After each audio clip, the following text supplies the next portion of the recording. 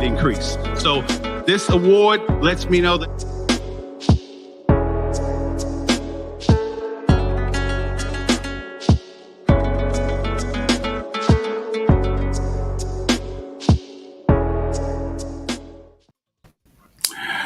good morning on this fine, wonderful April morning. Bonjour, comment ça va? Et toi? Ça va très bien. Bienvenue. Benvenita, bienvenue, benvenita, benvenuta. I'm supposed to say the Ukrainian word for welcome, but I couldn't roll the R, so privet, which means hello, namaste. This is a live show, y'all, and welcome. Welcome to another exciting episode of Gem Hunter Stories. My name is Barry B. Mixon, and I am a gemological storyteller. And what I do here, for those of you who are new, like my brand new viewer, Dorothy from ComEd, who did a fantastic job. Hey, Dorothy. Bonjour. What I do here each week is I take the art, science, history, and magic of gemstones, precious metals, and fine jewelry, and I use it as a template, as an inception point, as a bridge to help people discover the value of their own stories, of who they are, of how they interact with the light. Because what I discovered over the years is that many of the same characteristics, many of the same traits that I appraise and we highly value in gemstones can be found in people. And if we could make that transition, if we can begin to understand that those same things that we highly value in gemstones, we can apply to ourselves, I think it will empower us to do more, to see ourselves in a completely different way. As those of you who know me and watch this show, each week is literally a journey for me. I knew I was going to talk about diamonds, but it wasn't until literally a couple of days ago. A friend of mine, Alan Lloyd from high school, and I didn't know Alan that well, but we've gotten to know each other over time, and he's a photographer, and he put a picture on his Facebook page of a homeless person laying next to a building. And I said to him, wow, that brought back memories, because that was me 30 years ago.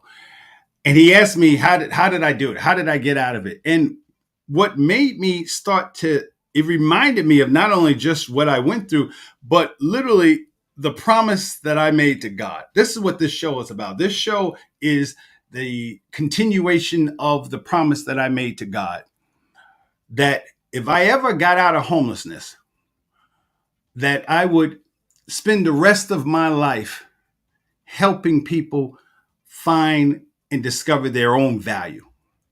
Because as some of you know, my mom had issues, and I've forgiven her for it. In fact, I realized who she was because of this show, because of studying gemology. But at that point, I thought I was just a rock. Like many of you, we live in a world where it's hard to find value in ourselves. It's hard to see where we are in our lives. And I believe that gemstones, when I started studying gemstones, because when I made that promise to God, saying that I would spend the rest of my life helping people discover their value, I really didn't know what I was going to do. I didn't know how I was going to do that. I just knew that I needed to get out of that situation. And what made it really more poignant, that story, was at that time, I didn't really believe in God. God, that wasn't direction that I was going to take. It was like, God was for everybody else. So God brought me through this in another way. And when I started studying gemology, the thing that hit me was just the way we look at gemstones. So as all of you know, this is April. April is the birthstone for April is diamonds. So that's what we're going to talk about today, but we're going to do it in a completely different way. Thank you, Barbara.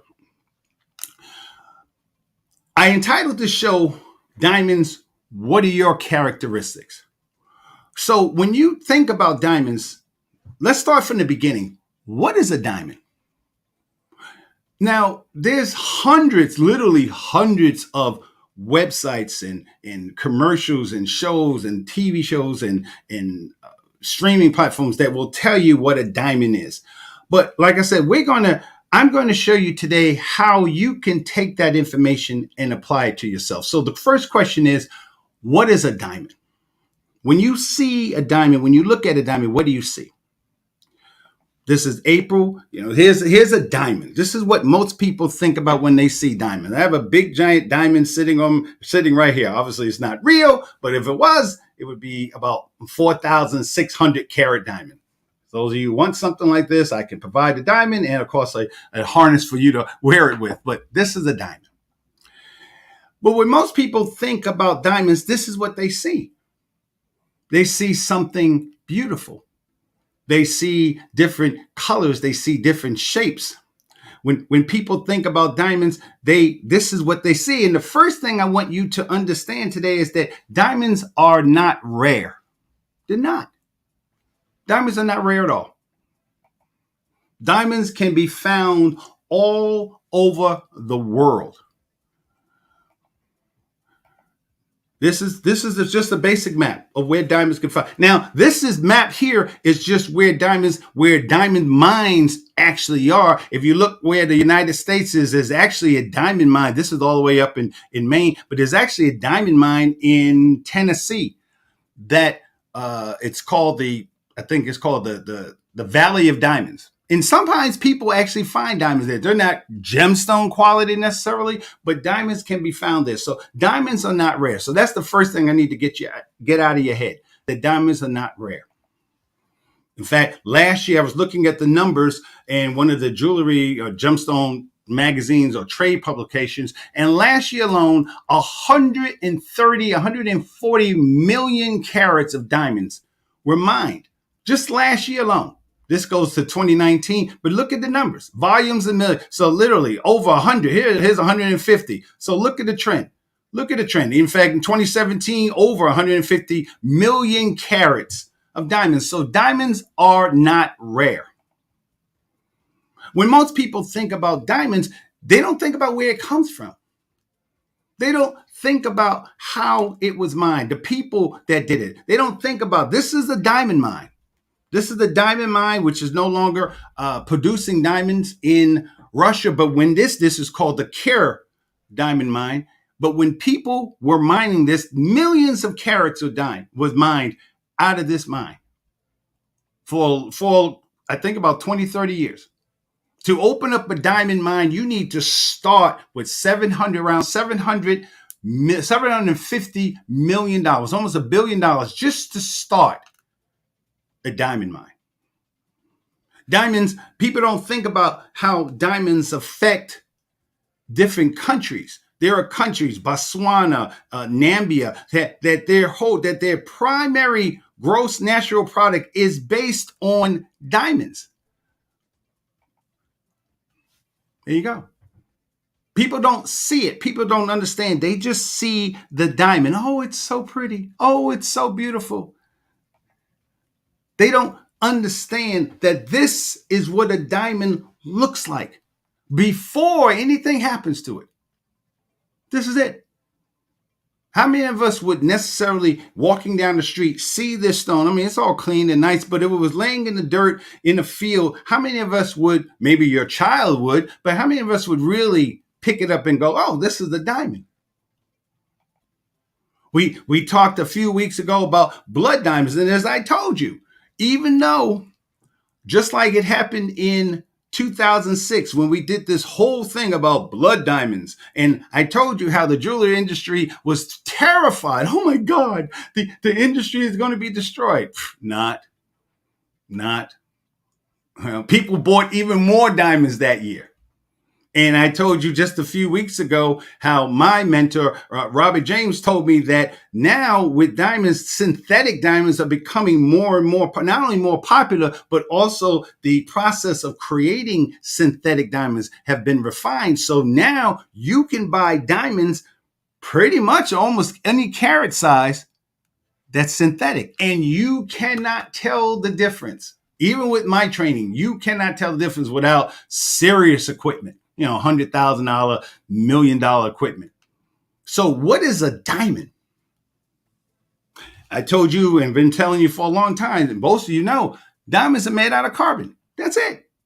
Carbon. Element number 6. For those of you who forgot your science, 7th grade, 8th grade science, that 6 means that there are 6 protons in this. This is the structure of a diamond. This 12.01. That's the molecular weight of a diamond. There you go. There's a diamond. And you can find this information anywhere. Just Google diamond and that information will come up. But in studying diamonds, I began to start thinking to myself, what are the characteristics? What makes a diamond special?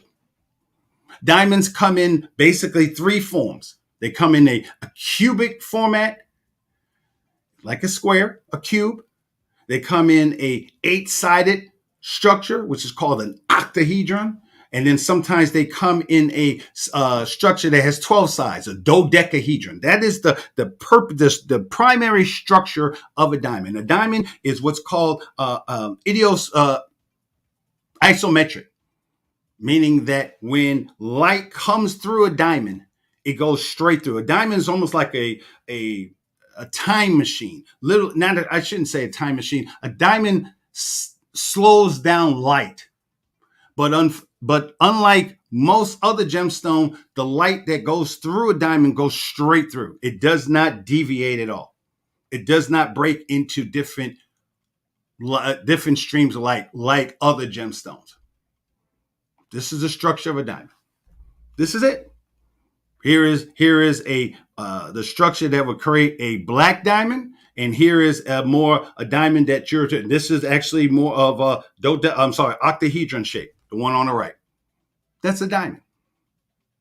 Let's even look at the word diamond. Diamond comes from the Greek word adamas, which means unconquerable.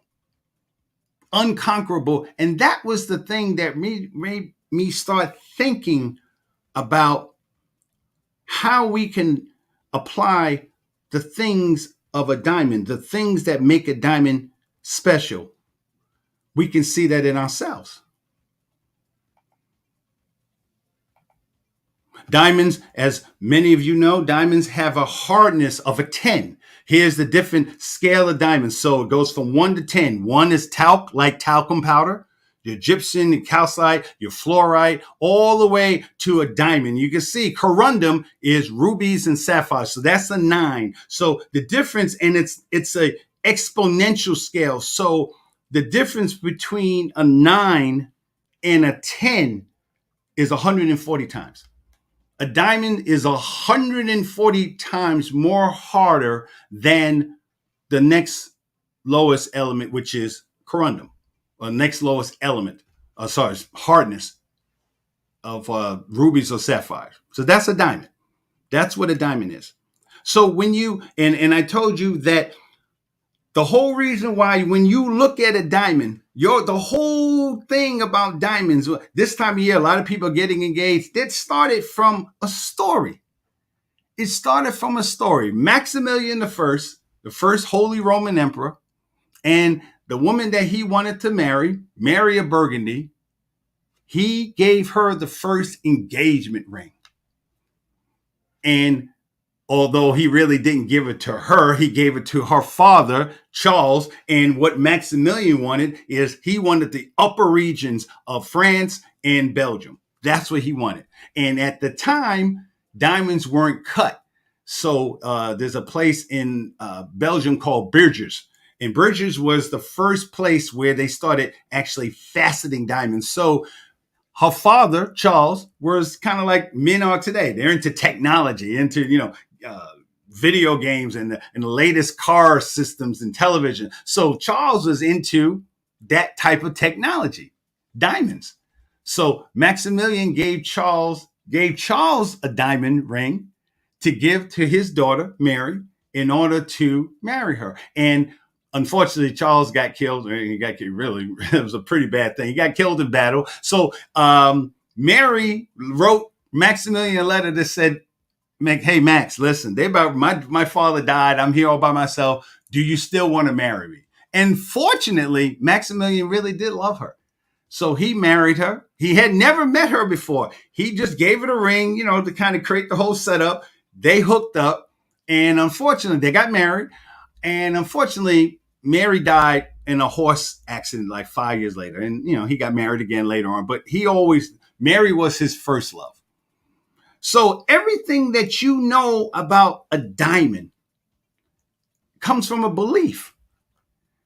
1947, when they created one of the greatest ad campaigns in the 20th century, Diamonds Are Forever, you took in that story because ultimately they had too many diamonds. De Beers, which were the 1,000-pound gorilla in the room, they owned 90% of the 95% of the diamond market, and they had all this diamonds. And after World War I and World War II rather, and a lot of the monarchies were destroyed. There was less rich people, so they needed to get rid of all these diamonds. So they created this story. They created a story that many of you, so many of us, including myself, believed.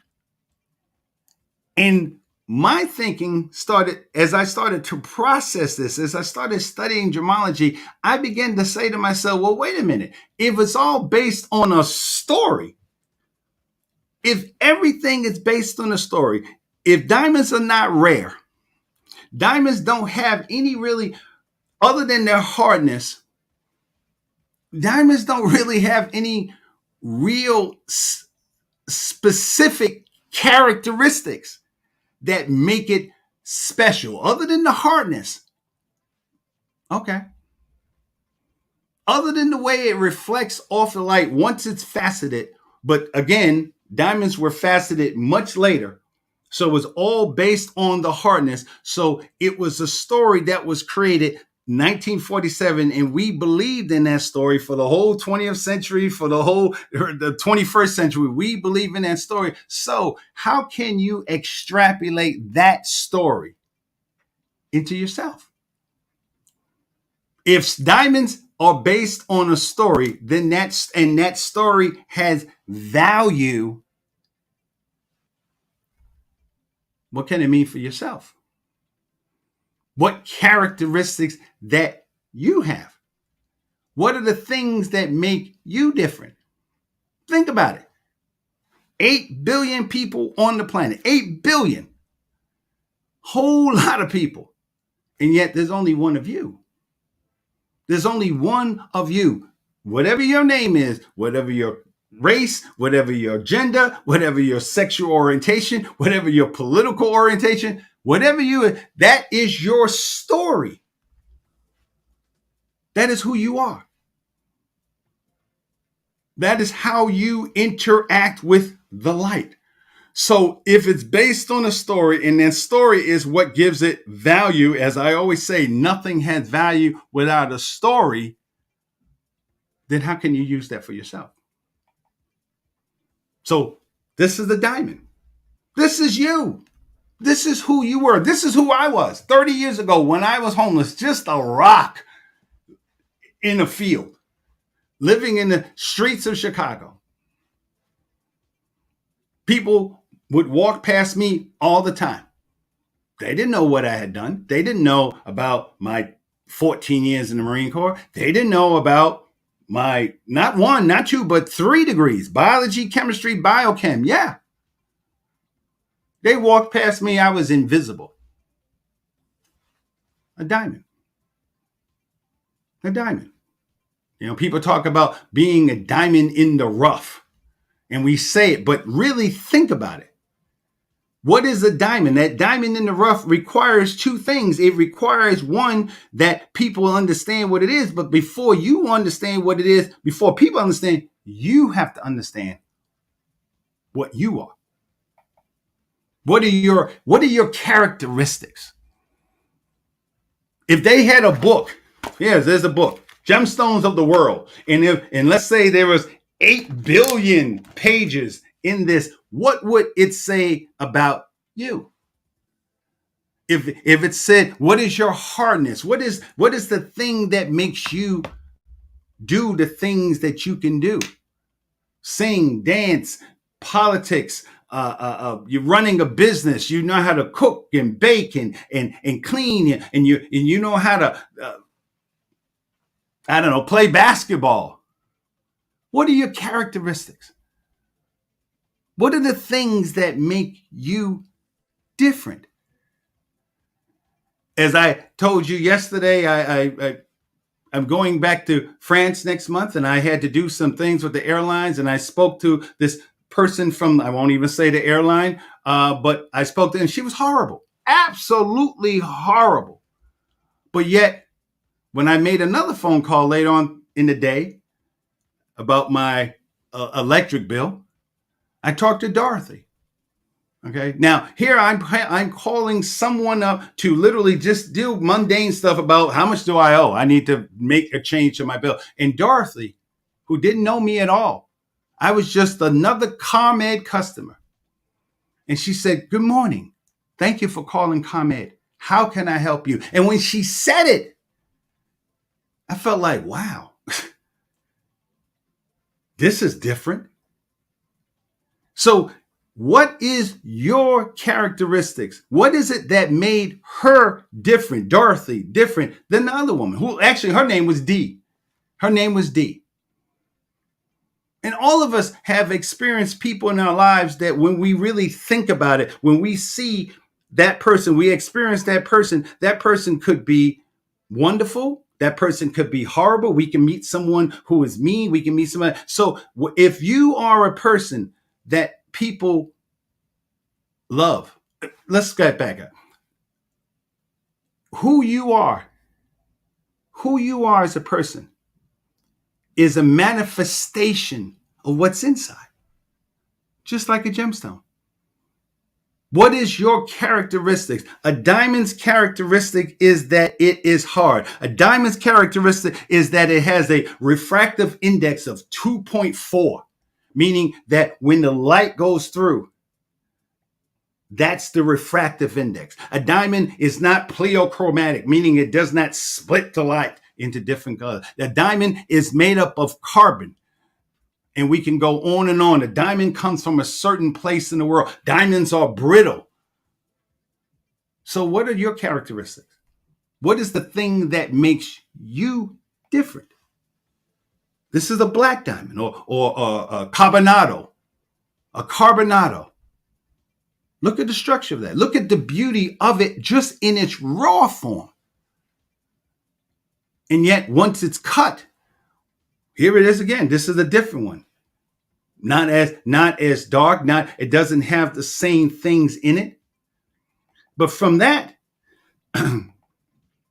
from those types of gemstones, here's another. Here's a colorless diamond. Just if you saw it laying on the ground, you would just think it's a rock. You would probably just think it's a excuse me, just a piece of plastic or just a quartz. But yet this became this. Last week we talked about the appreciation of value, appreciating your value. You have to understand who you are. What is your characteristic? You have to see in yourself that that's who you are. Wherever you are in your life. When I was homeless, this is who my mother told me. I thought my name was asshole until I was 12. But yet this, because of people in my life, we spoke Olga Dembski last week, but there's so many people who have come into my life that allowed me to see that, yeah, I might have felt like a rock, but they made me understand that this is who I am. And from there, I became this. And I'm going to show you diamonds today. We won't get into the names. I just want you to see what it is because I want you to understand this is who you are. The same beliefs that we have in our minds about what a diamond is, that's what you can do for yourself. You can look at your characteristics. You can look at the things that make you feel wonderful, the things that you can do. And you know there's things that you can do. My friend, going back to Alan Lloyd takes pictures that are just breathtaking. He just walks through the streets of New York City, or well, mostly in New York, and he's a street photographer, and he sees different stories. He sees different things. And I have a camera. I have a couple of cameras. I can't do what he does. That's his characteristic. And he worked for the Department of Corrections. So despite being in a place where there is criminals and all the mindsets that, he sees beauty all the time. That's his characteristic. That diamond, this diamond, is the same diamond that she's holding. This diamond came from Nambia, which is in Africa. And guess what? This woman also comes from Nambia. And that's when I began. It was an ad just like this, where I saw an ad of a woman holding a diamond in her hand. And for the briefest moment, and there was a description of the diamond. And for the briefest moment, I thought to myself, are they talking about the diamond?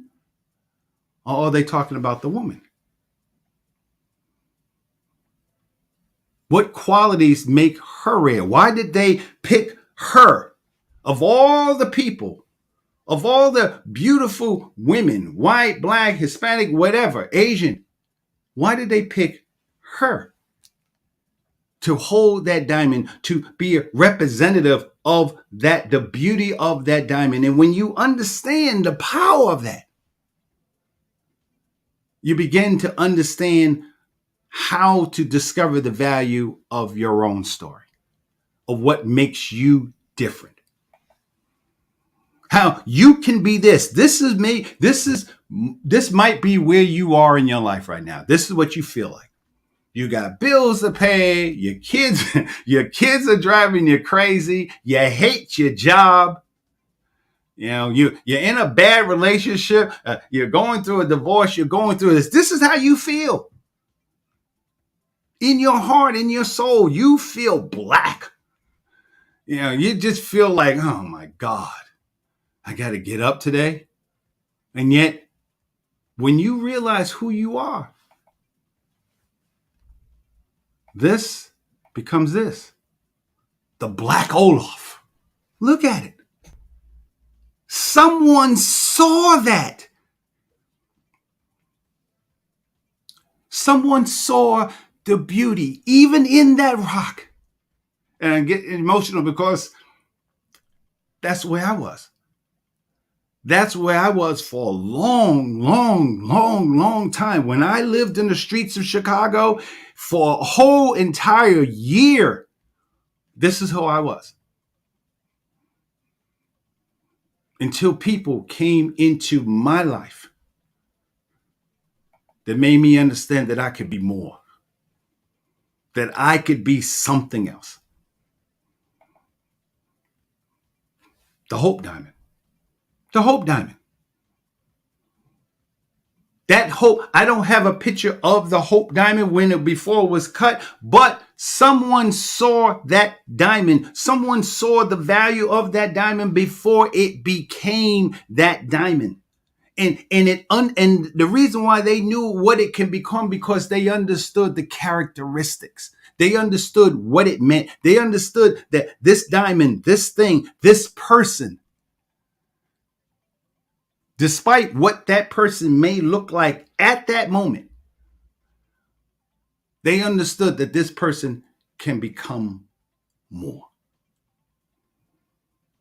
I'm going to let you think about that for a second, and we'll go back into it when we come back from the other side.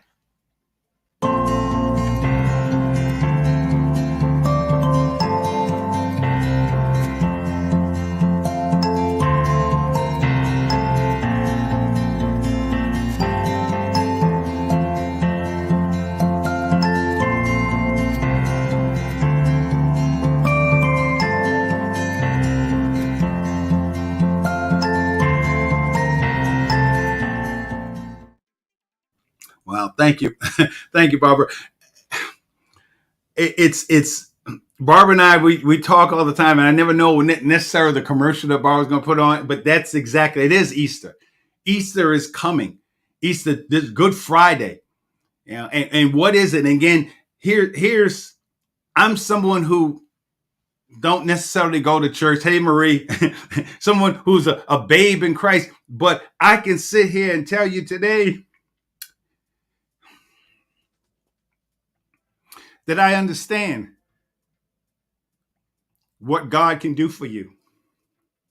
God saw something in me that I didn't see in myself. And I didn't read the Bible.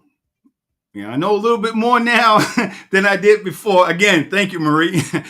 But so God brought me other ways. God brought me gemology, brought me gemstones, made me understand visually, scientifically. He made me understand what I could become.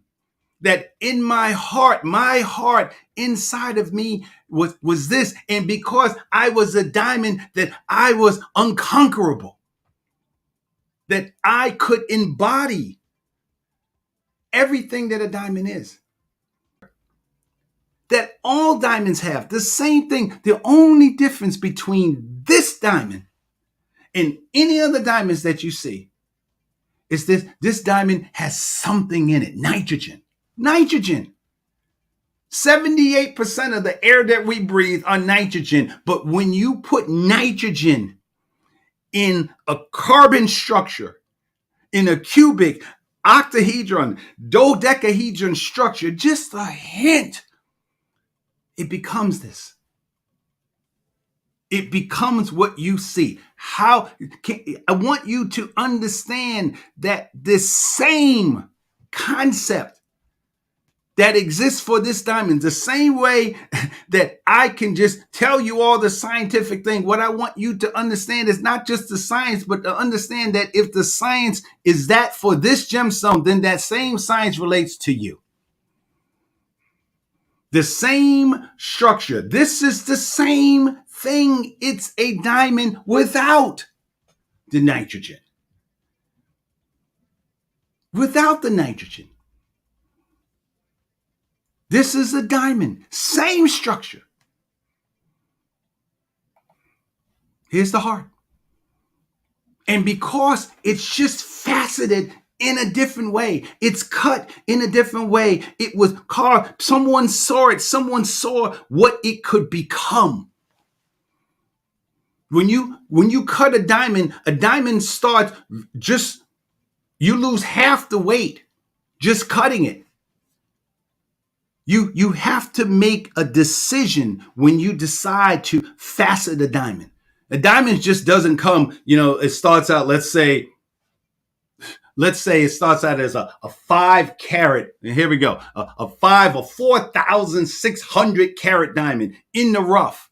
But to get this shape, you have to lose half the weight. So really, with a heart shape, you have to almost lose 60% of the weight because of the weight of the cut. That's why you don't see a lot of heart-shaped diamonds, because you lose a lot of the weight, the carat size. Pink diamonds, red diamonds are the rarest kind of diamonds. Why? Here is a diamond. Here is a molecular structure. We all know that diamonds are deep, found 90 to 100, sometimes 200 miles in the earth.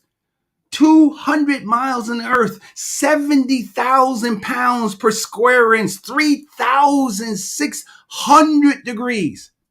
And with a pink diamond or a red diamond, now you're talking about pain on a whole different level. You're talking about the things that this diamond had to go through to become pink. It's the heat and the pressure is so intense that it literally changes, not just, there's nothing in this. It is a change in the molecular structure where the heat and the pressure is so much for it deforms it. That's what happened to me. When I talk about being homeless, and you guys have heard me talk about being homeless, I don't talk about it as like, yes, it was a horrible situation. There's days, well, not so much as anymore, but there's days long time ago where, for years, I would cry. I would just go into deep depressions, remembering what it felt like. But I realize now it is that thing that I went through that helped me become the person that I am today. What is your characteristics? What are the things that you're going through, the antagonists? What is excuse my French, what is the shit that you're going through right now, right in your life? And I don't want you just to think about what you're going through right now. I want you to think about how many things that you have overcome that happened in the past, and you've overcome it. And wherever you are in your life right now, when you understand it's a story, it's all part of the story, and you have the opportunity to do the same thing you did before. Look at it. There's nothing to this. You've already seen this stone. This rough diamond doesn't look at the form. Look at the shape of it. Nothing. And yet this diamond becomes that. Let me show you again. This diamond, this man, this woman, they're nothing. Oh, they're too short. Oh, they're too tall. Oh my God, look at the color. Oh, look at her skin. Look at this. Really? They can't do this. They're not enough. They're not at this. Someone saw the possibilities. Someone saw the characteristics of this and decided and helped that person. Or maybe they saw it themselves and said, I can become more.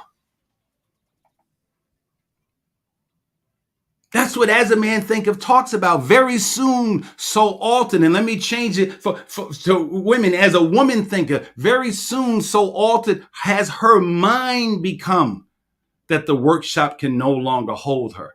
It has become so out of harmony with her mentality that it falls out of her life as a garment is cast aside.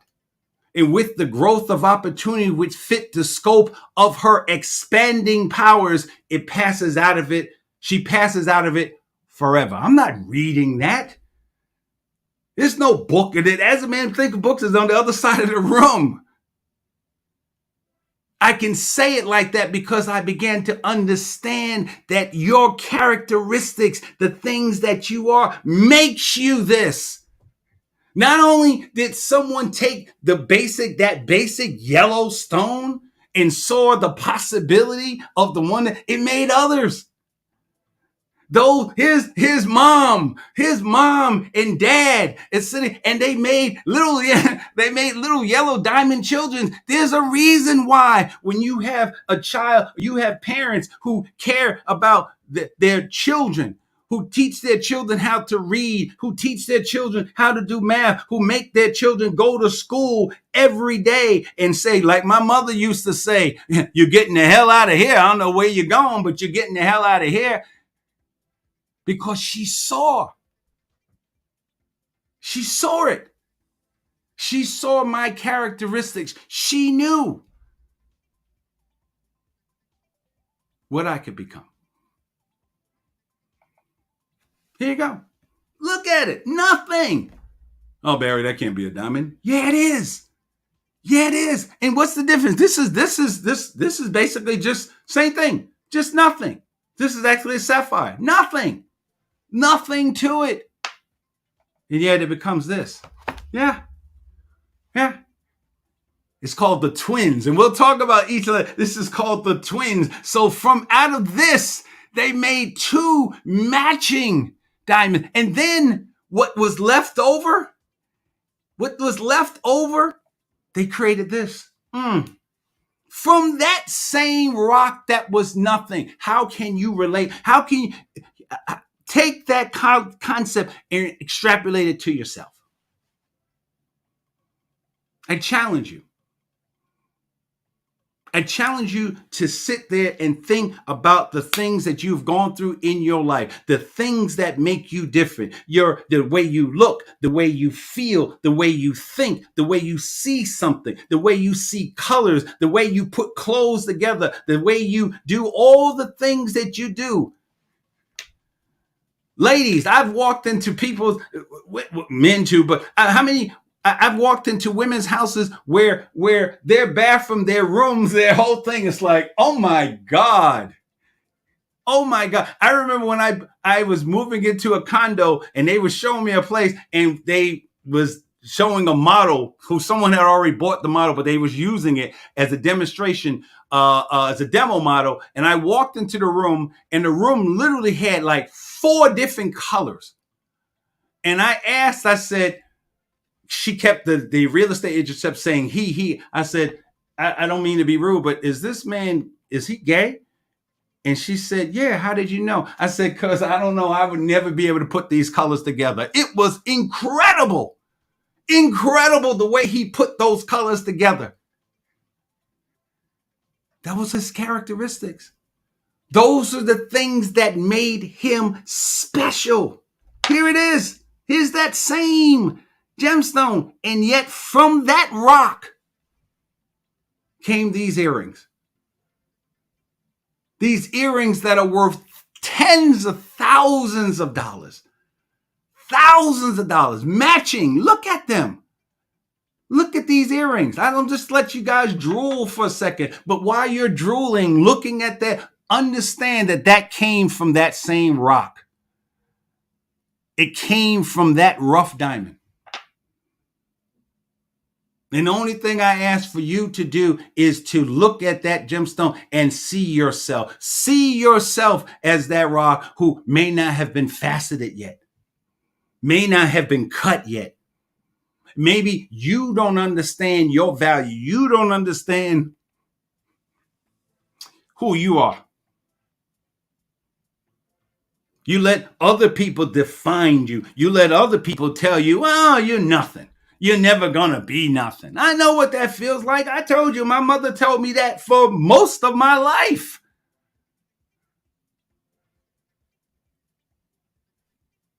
And the reason I'm not angry with her now is because she did know. Even though her presentation might have been different, 50 years later, I understand. Thanks, Mom. I understand that even though, she was in the mines digging 100, 200 feet in the earth, in the dirt, covered in dust and dirt. She was working. She was a miner. She didn't have time to think about that. All she knew was she was mining for diamonds. And I was that rough diamond that she had, that she bore. And when she made me go to school, when she made me study, when she made me read, when she made me do all the things that I did, that she made me do, somewhere in her loving me, she saw that. She saw what I could become. This is I'll go into it next week, or later on this month. This is the highest clarity, the diamond that has the highest clarity in the world. Crystal clear. This is the same diamond that beautiful woman was holding from Namibia. Yeah. Here's a red diamond. A red diamond. Extremely rare. It only comes about because of molecular forces that far exceed anything that a regular diamond goes through.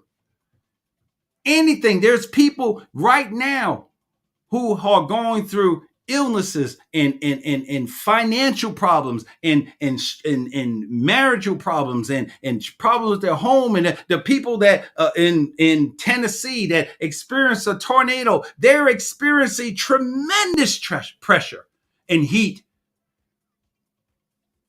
and temperature and being in an environment that is horrible. But perhaps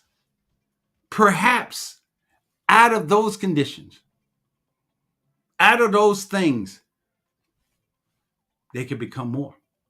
They could become something else. But it starts with understanding what your characteristics are.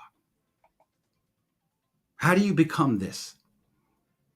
How do you become what this? And it's not about becoming that for other people. It's about the first thing. You have to become that for yourself. You have to see it. Very soon, so altered has her mind become.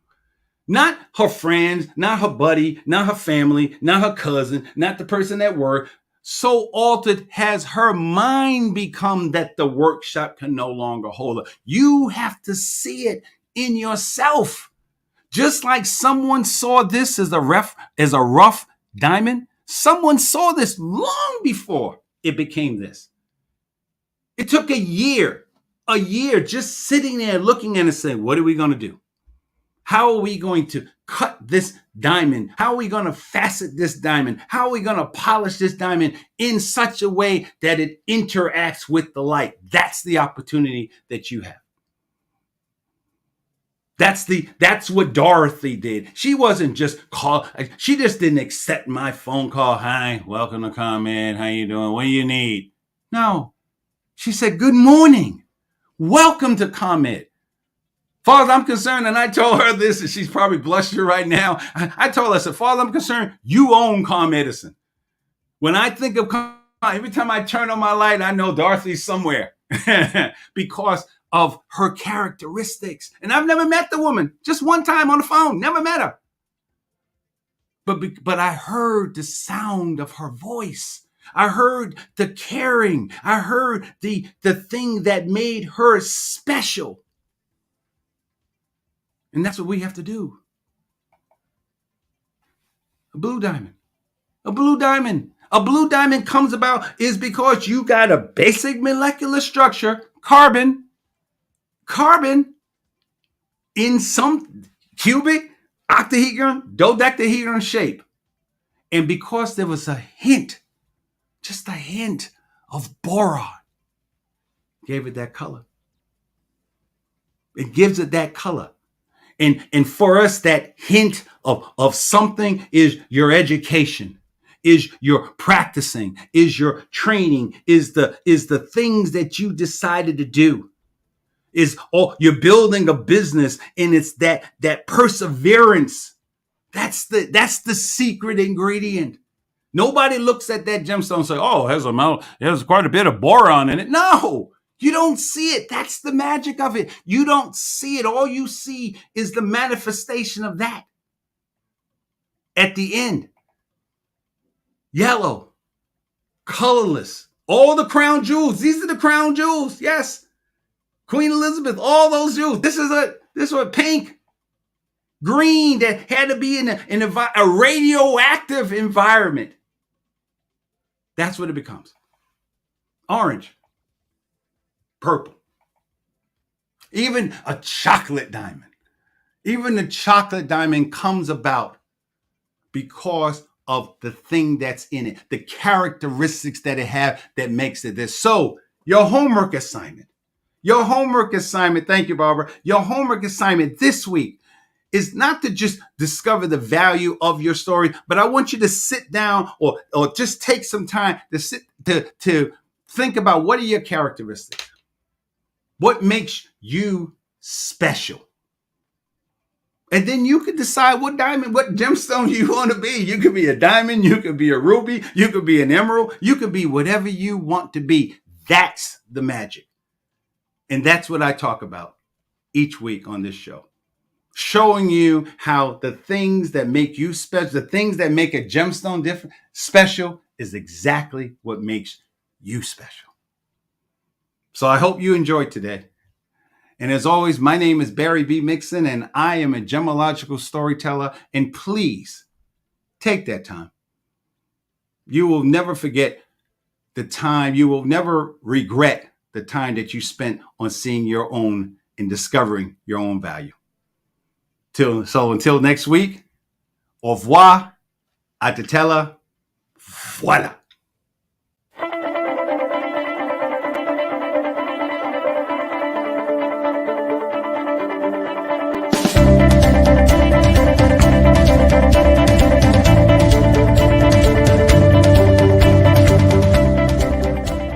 Nothing has value without a story. That is the essence of Professor Barry's Science Emporium. Ladies and gentlemen, science is all around us. It is in everything that your child does. It is in everything that your child wants to be. So what I do is take their stories and incorporate it into the stories of the lessons that I want to teach in science and history. And I guarantee that at the end of the lesson, your child will either love science or have a much greater appreciation for science and history. Because they will come to realize, as thousands of children have come to realize all over the world, is that at Professor Barry's Science Emporium, everything is science. I hope I have the opportunity to work with your child. Professor Barry's Science Emporium, where everything is science.